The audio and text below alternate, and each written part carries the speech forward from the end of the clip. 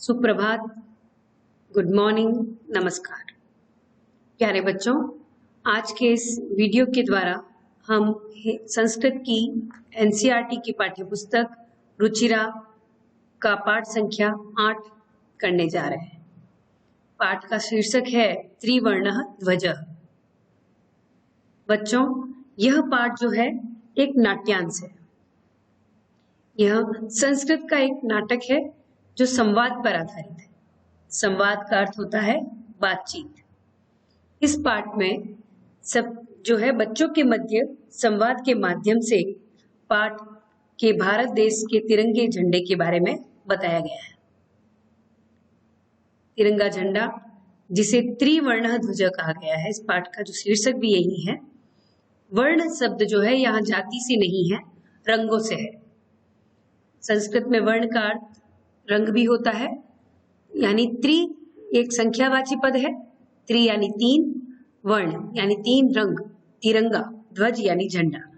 तो इस पाठ के माध्यम से हमें संवाद के आधार पर, बातचीत के आधार पर, कौन से बच्चों के, विद्यालय के बच्चों की बातचीत के आधार पर भारत देश के तिरंगे के बारे में बताया गया है।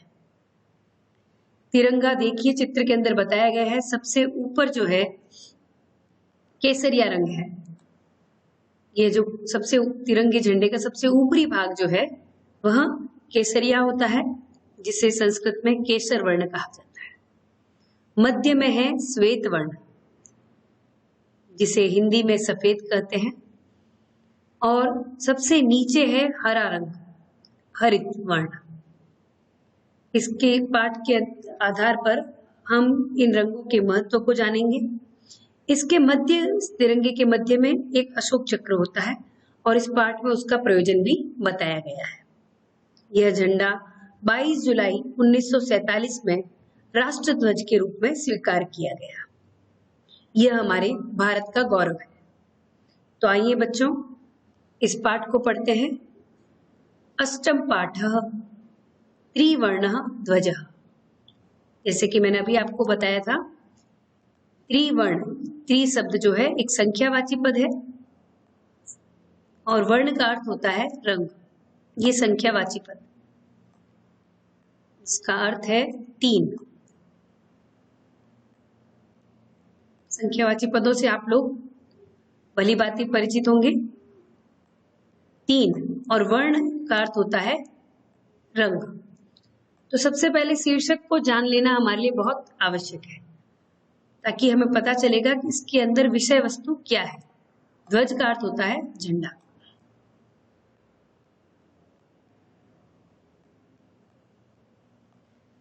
त्रिवर्णः ध्वजः।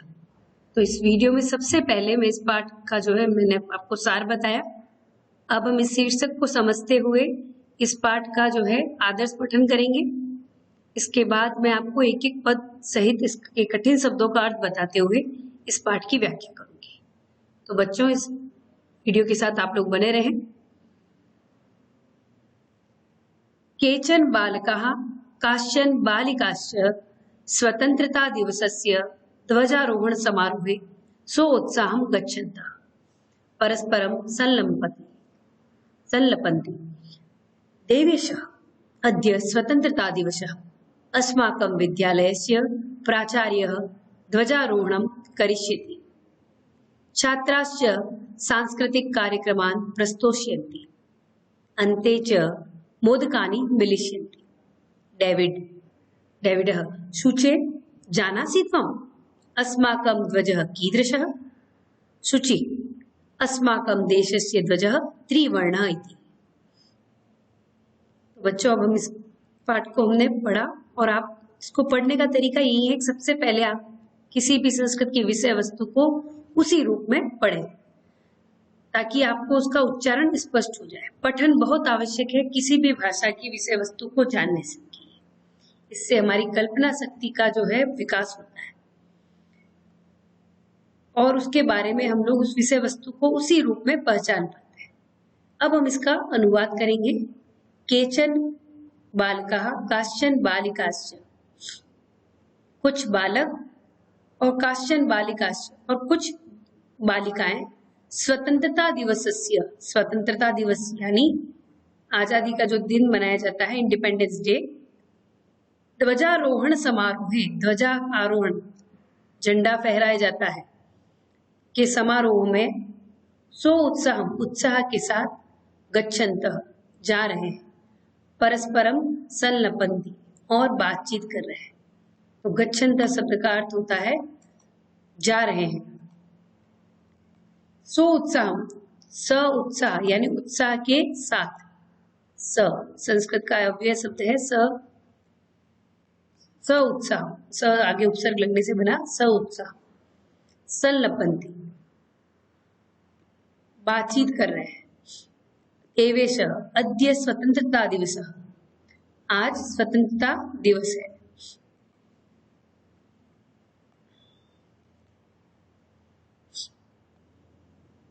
वह बता रहा है कि आज स्वतंत्रता दिवस है।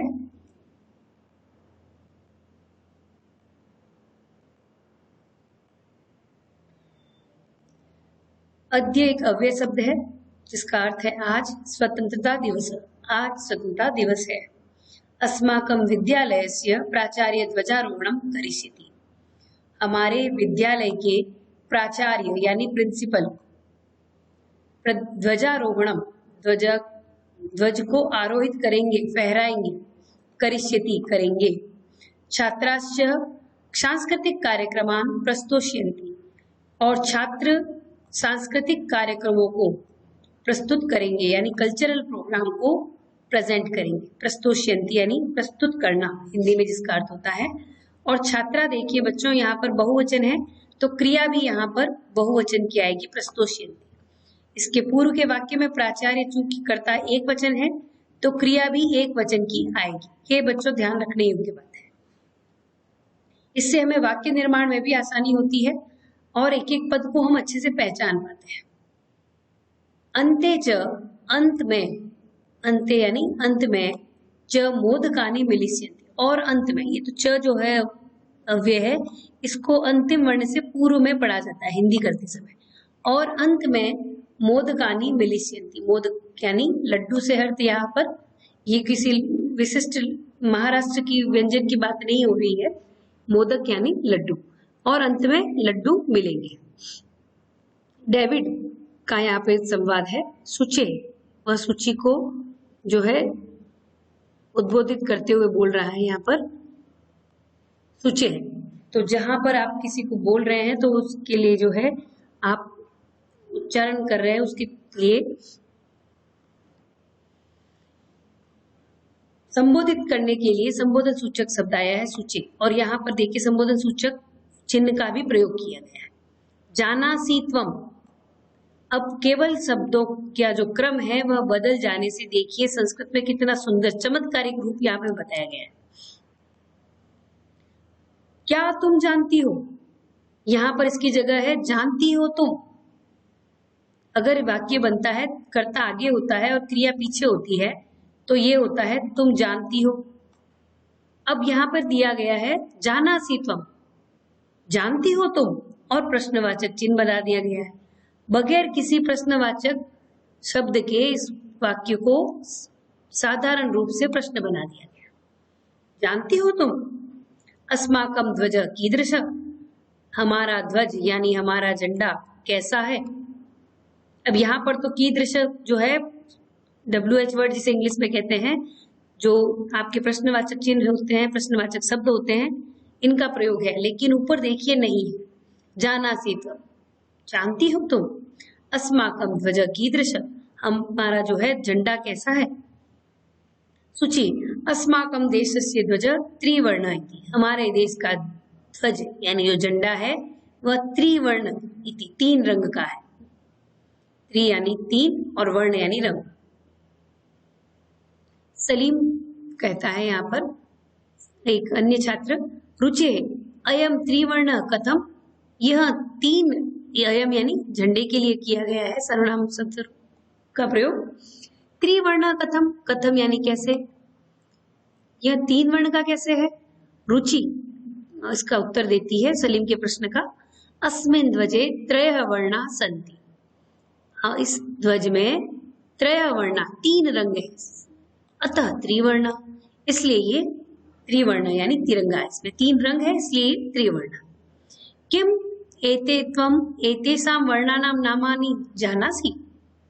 किम त्वम एतेषां वर्णानां नामानि जानासि? क्या तुम इन रंगों के नाम जानती हो या जानते हो?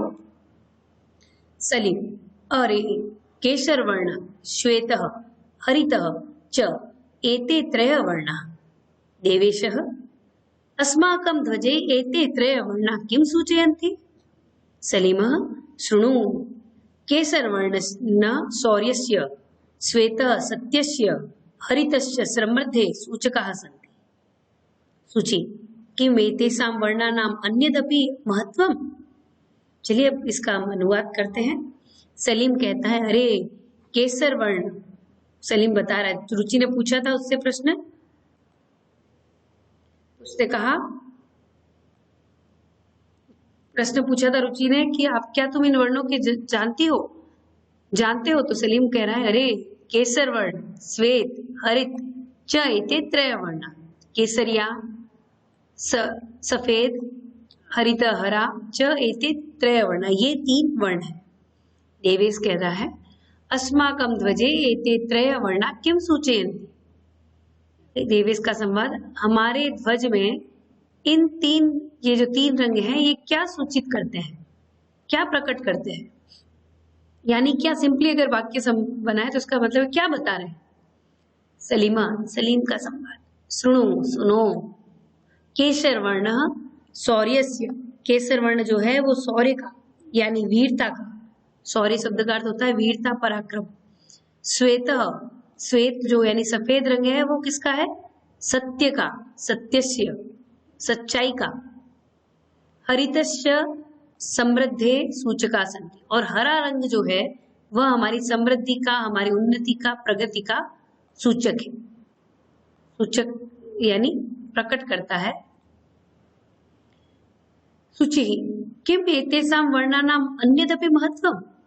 क्या इन वर्णों का अन्यदपि, अन्य और अपि, ये 2 शब्दों से मिलके बना है, इसमें एक वर्ण है अपि, अपि यानी भी, इनका क्या अन्य और भी कोई महत्व है? अपि जिसका अर्थ होता है भी, इसका कोई और भी महत्व है क्या? बस यही है कि केसर रंग जो है पराक्रम का, श्वेत रंग सत्य का, हरित वर्ण जो है समृद्धि का सूचक है। तो डेविड ने उत्तर दिया यहाँ पर आम। अब आम का अर्थ जो है यहाँ पर जो है फ्रूट का नहीं है, आम ये मैंगो के बारे में बात नहीं कर रहा है, ये बता रहा है आम यानी हाँ। कथम न, क्यों नहीं? उसने कहा केवल यही नहीं, इसका और भी महत्व है। ध्वजस्य ऊपरी केशर वर्ण, ध्वज के ऊपर जो स्थित है, अब स्थितियां भी बताई जा रही है ध्वज में रंग के। प्राय देखा जाता है, अगर आपको स्थितियां नहीं पता है, रंग पता है हमें केसरिया रंग है, सफेद है, हरा है, लेकिन अगर स्थितियां नहीं, हमें नहीं पता है कौन से रंग की स्थिति कहाँ पर है, कौन सा रंग कहाँ पर है, तो झंडा कई बार देखा गया है कि बड़े बड़े कार्यालयों में जो है उल्टा भी लगा दिया जाता है, तो उसका कैसे हमें पता चलता है? देखिए इसका विज्ञान हमें बताया गया है। ध्वज के ऊपर में केसर वर्ण है, सबसे ऊपर हमारा जो तिरंगा रंग है उसमें केसर रंग है, जो त्याग का और उत्साहस्य च सूचक, जो त्याग और उत्साह का सूचक है। केसरिया रंग जो है हमारे त्याग का सूचक है कि किस प्रकार से लोग हंसते हंसते इस देश पर अपनी जान की जो है बाजी लगा देते हैं, अपने प्राणों का बलिदान कर देते हैं। उत्साह का भी हमारा सूचक है। मध्य स्थित, मध्य में क्या स्थित है? श्वेत वर्ण, और मध्य में सफेद रंग है, जो किसका सूचक है? सात्विकतया, सात्विकता का सूचक है। और सुचिताया, सुचिताया यानी पवित्रता का, सुचिताया सात्विकता, सादगी का प्रतीक है, पवित्रता का प्रतीक है। च द्योतक, द्योतक का अर्थ सूचक भी है, इसका सेम वर्ण, ये समानार्थी शब्द है। सूचक, द्योतक यानी बताते हैं।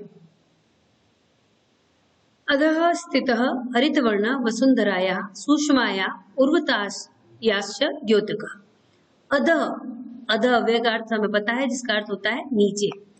नीचे स्थित हरित वर्ण वसुंधरा का यानी धरती की सुषमा का और उर्वरता का द्योतक है, और उर्वरता का द्योतक है यानी हरियाली का द्योतक है। तेजिंदर सूचे सूची को संबोधित करते हुए ध्वजस्य मध्ये एकम नीलवर्णम चक्रम वर्तते। ध्वज के मध्य में नीले रंग का चक्र है। नीलवर्णम यानी नीला चक्र आप लोगों ने देखा होगा। सूची कहती आम आम, हाँ हाँ, इदम अशोक चक्रम कच्यते, इसे अशोक चक्र कहा जाता है। एतत् प्रगतेः न्यायस्य च प्रवर्तकम, यह प्रगति और न्याय का, च मैंने बताया था आप लोगों को, च का अंतिम वर्ण से पूर्व जो है इसका प्रयोग हिंदी करते समय होता है। यह प्रगति और न्याय का प्रवर्तक है, द्योतक है, यह प्रवर्तक है, ये बता रहा है। सारनाथे अशोक स्तंभ अस्ति, सारनाथ में अशोक स्तंभ है। अशोक स्तंभ पता है आप लोगों को, सारनाथ में है। तस्मात् एव एतत् गृहीतम, वही से ही एतत् गृहीतम, इसे लिया गया है। इसको कहाँ से लिया गया, इसका भी बताया गया है। अशोक चक्र इसे कहा जाता है, जो ध्वज के मध्य में नील वर्ण है, इसको अशोक चक्र कहते हैं। और यह प्रगति और न्याय का प्रवर्तक है, कि लगातार हमारी देश जो है हमारा प्रगति करता रहे और कंटिन्यूस जो है न्याय के पथ पर चलता रहे, और इसका प्रवर्तक है यानी आगे रहता है, यही हमारे जीवन का ध्येय है। सारनाथे अशोक स्तंभ अस्ति, और ये जो है अशोक चक्र कहाँ से लिया गया है, सारनाथ जो है वहां पर एक अशोक स्तंभ स्थित है, वहीं से इसे लिया गया है। प्रणव कहता है अस्मिन् चक्रे चतुर्विंशति अरा सन्ति, और बताया गया है कि इसके अंदर कितनी अरे हैं। ऐसा नहीं कि आप कोई भी ऐसे गोला बना लो, वृत्त का चित्र निशान बनाए और उसमें कोई भी लाइनें खींच ले। इसमें जो है 24 अरे ही होते हैं।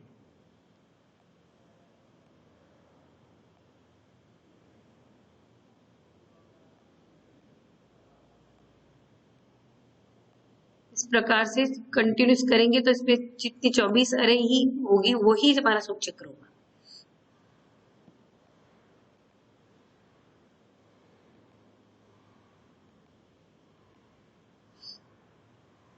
मेरी भारतस्य संविधान सभाया 22 जुलाई 1947 तमे वर्षे समग्रतया अस्य ध्वजस्य स्वीकरणं जातम्। मैरी ने कहा भारत के संविधान सभा में 22 जुलाई 1947 तमे वर्षे यानी 1947वें वर्ष में समग्र रूप से यानी सबने मिलजुल कर समग्र रूप से अस्य ध्वजस्य स्वीकरणं जातम्, इसका ध्वज का स्वीकार किया गया। इस ध्वज को स्वीकार किया गया। हाँ, हमारे देश का जो झंडा है ये किसी के ऊपर आरोपित नहीं है। इसका पंक्ति का अर्थ देखिए क्या है।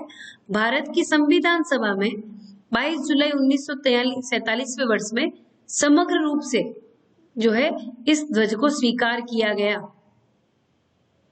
तेजिंदर अस्माकं त्रिवर्ण ध्वज स्वाधीनतया राष्ट्र गौरवस्य च प्रतीकः, अतएव स्वतंत्रता दिवसे गणतंत्र दिवसे च अस्य ध्वजस्य उत्तोलनं समारोहपूर्वकं भवति। जयतु त्रिवर्ण ध्वज, जयतु भारत। तेजिंदर बता रहे हैं अस्माकं त्रिवर्ण ध्वज स्वाधीनतया राष्ट्र गौरवस्य च प्रतीक, हमारा यह तिरंगा झंडा स्वाधीनता और राष्ट्र के गौरव का प्रतीक है, सूचक है, द्योतक है।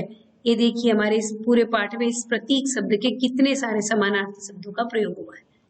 द्योतक, इसके पूर्व जो था उसमें था सूचक, तो ये हमारे सामने शब्द हैं। तो ये सारे ही समानार्थी शब्द हैं। साथ साथ हम इसके व्याकरणिक इकाइयों को भी कवर करते रहेंगे। अतएव, अतएव यानी इसलिए स्वतंत्रता दिवसे गणतंत्र दिवसे इंडिपेंडेंस डे और गणतंत्र दिवस पर इस ध्वजस्य उत्तोलनम समारोह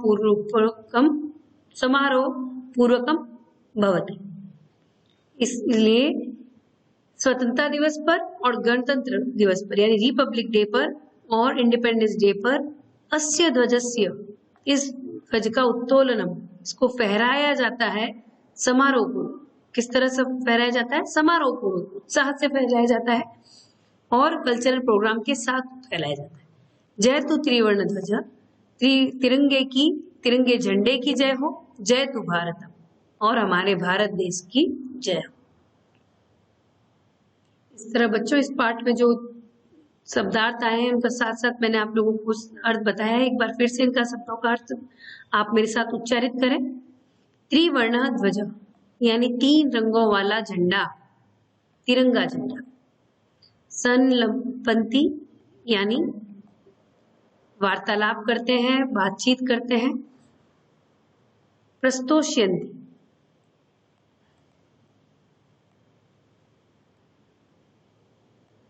प्रस्तुत करेंगे, लिट लकार की यह क्रिया है।